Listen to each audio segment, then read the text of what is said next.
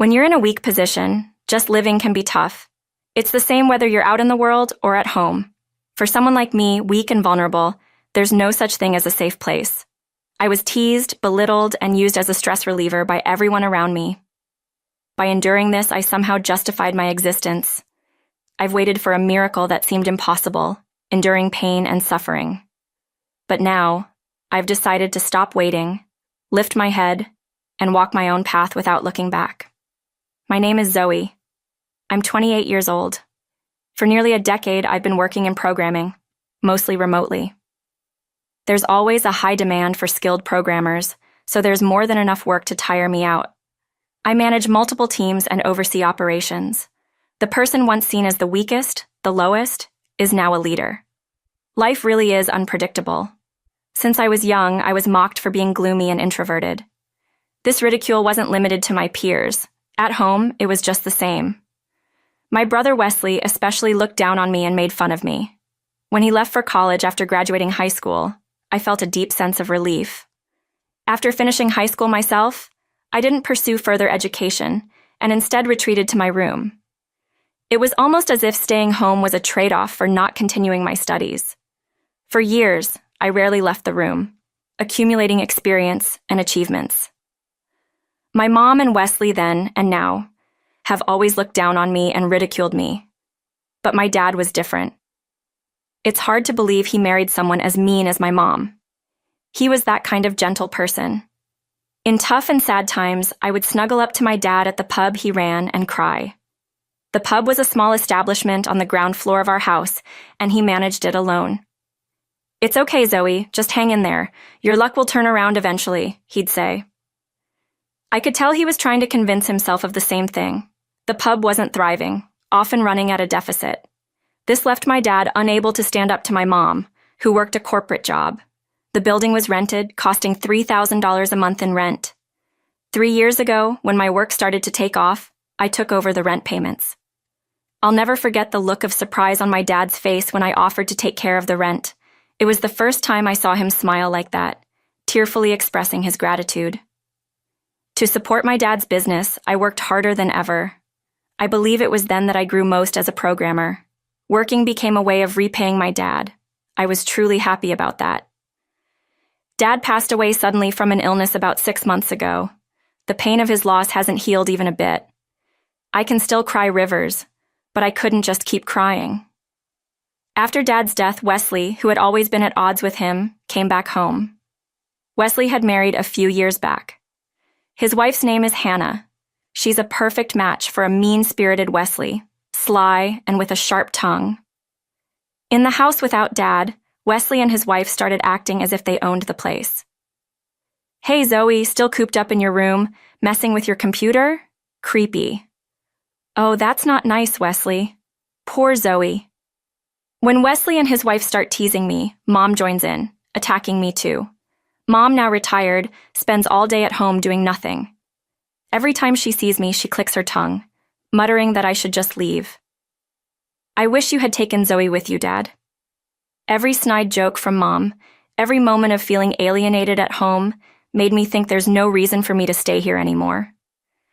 I need to leave as soon as possible. I'll live for myself, especially now that I don't have a single ally left at home. After Dad's passing, every time Wesley sees me around the house, he clicks his tongue. So does Hannah. Needless to say, so does Mom. They ignore me completely, even eating separately. Mom is actually my foster mother. My biological mother died in a traffic accident before I was old enough to remember. I call my foster mom, Mom, but it's just out of necessity.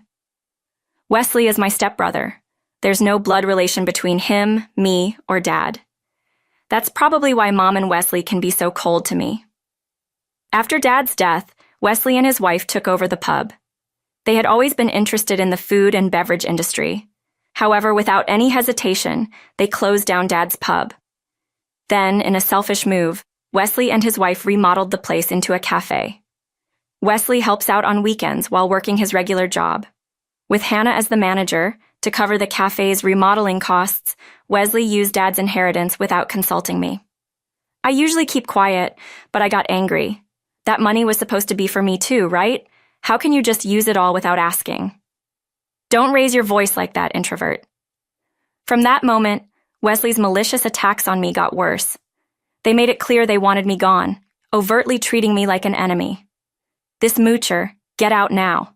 Just looking at you makes me sick. It's like looking at a slug. Of course, Mom joined in on the momentum. Yes, get out. Moochers are a nuisance. I was utterly disgusted by their ignorance and arrogance, and so I started preparing to move out immediately, hoping they'd all go to hell. I found a nice apartment, signed the lease, and moved my belongings. I even bought myself a new computer as a moving-in gift. On the last day at home, I said to the three of them, "From now on, you'll need to handle the rent yourselves. I won't be paying it." Wasn't this place owned by our parents? Wesley's stupidity never ceased to amaze me. I didn't even feel like laughing. Mom, wanting to stay on the strong end, acted like she didn't care. The rent is $3,000 a month. I hope the cafe sales can cover it. Wait, Zoe, you're paying $3,000 a month? Seeing how shocked Wesley was, I decided to enlighten them. Over the past decade, working as a programmer, I started my own company. Currently, it employs about 40 employees, all skilled programmers. Leading them, I've successfully managed various projects. Paying $3,000 a month was nothing for me. I plan to expand my business further from my new apartment. This move is a great opportunity to start something new. As I finished, Wesley, with a forced smile, started clapping. I didn't know that. Impressive, Zoe. You can stay here. What? Don't leave. You can stay here just like before, right? Mom, caught off guard, nodded in surprise. Yes, Wesley's right. No need for you to leave. I think so too. Wow, Zoe, I'm impressed. Changed my mind about you. The three of them completely changed their tune, knowing the amount of rent and my financial capability made them rethink. But it was too late for anything they said. I picked up my last bag and stood up. How foolish.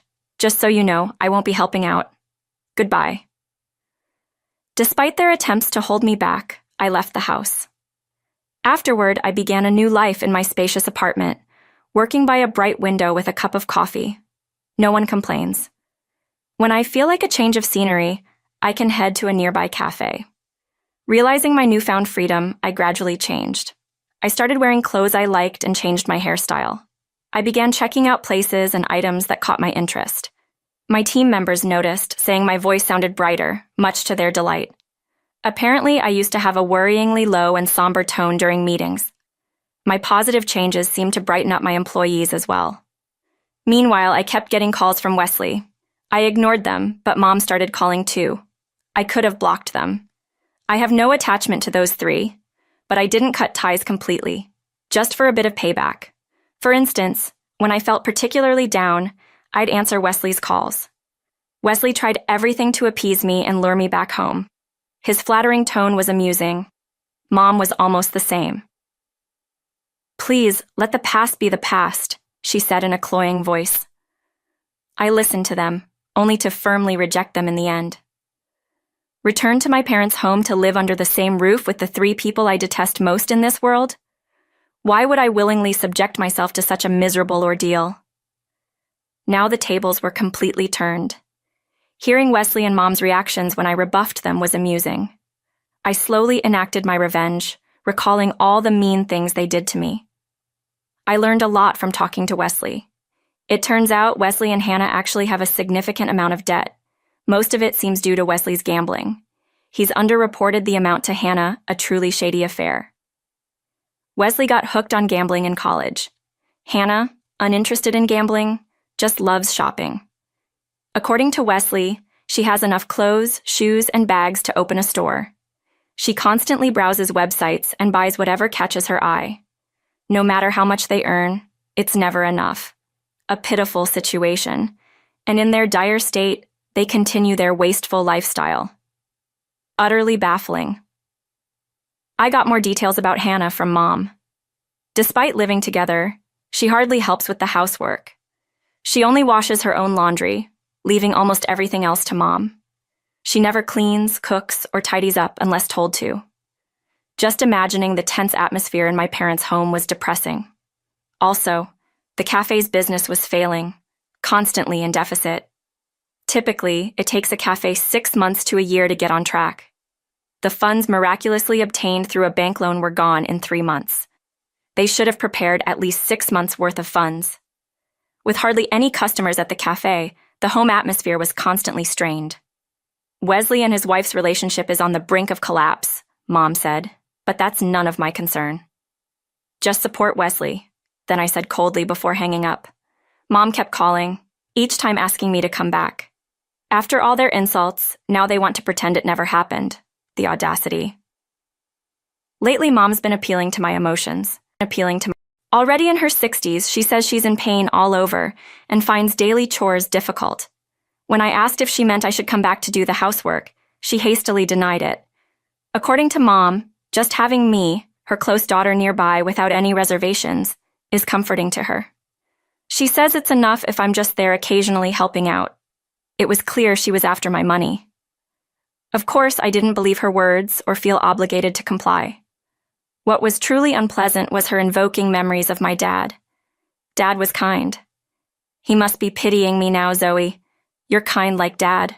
You couldn't abandon your family. But bringing up Dad had the opposite effect. I knew how much Dad suffered because of Mom, a loser running an unprofitable shop. How many times have I heard him being called that? Mom, who once scorned me, now has no choice but to flatter me. If Dad were watching, he'd surely be laughing at her. If he pies anything, it's Mom's ugliness. I later informed Wesley that Mom had been bad-mouthing Hannah extensively at my parents' home. A battle between Mom and Hannah erupted. Now Mom apparently calls Hannah a moocher. Caught between the two, Wesley seems to be in a tough spot, though it was 2 months later when Hannah's affair came to light. Apparently, a man had approached her while she was alone in the cafe. The cafe business wasn't doing well, and the relationship with her mother-in-law was terrible. Wesley was in a bad mood too, feeling down for a while. She apparently gave in to the temptation. Naturally, Wesley was furious when he found out. In a sensible world, they would have calmly discussed their future, but foolish Wesley opted for a shock in the form of revenge. He too had an affair, both blaming each other. Wesley and his wife had a huge fight. The marital spat continued until a glass ornament thrown by Hannah hit Mom's foot. Mom ended up with a broken leg, taking months to heal, leaving her bedridden and unable to do housework. Feeling somewhat responsible, Hannah started doing the housework. But her inexperience led to inevitable mistakes. Small mistakes should be overlooked, but Mom took the opportunity to complain to Hannah. Typical harassment, criticizing her efficiency and the overly salty food. Hannah wanted to give up, but couldn't, her stress building up. Angry at Wesley for his affair and retaliation, and at herself for injuring her mother-in-law, unable to talk about divorce because of her duty to care for her injured mother-in-law, Hannah's mental state deteriorated. Wesley said she was now in a state of depression. Wesley suffered badly because of his affair for revenge. He ended up deeply resented by the partner of his affair. The partner was persistent, calling his home and workplace with harassment. As a result, Wesley had to leave his job. Unable to stay any longer, the settlement for the affair forced him into more debt. Unable to find a steady job quickly, he started working part-time. Warehouse logistics, cleaner, mover, delivery person. He's trying every job that seems feasible. Despite overworking, he says it's better than being at home. Being at home with Hannah and Mom's stares hurts. Better to work outside the house.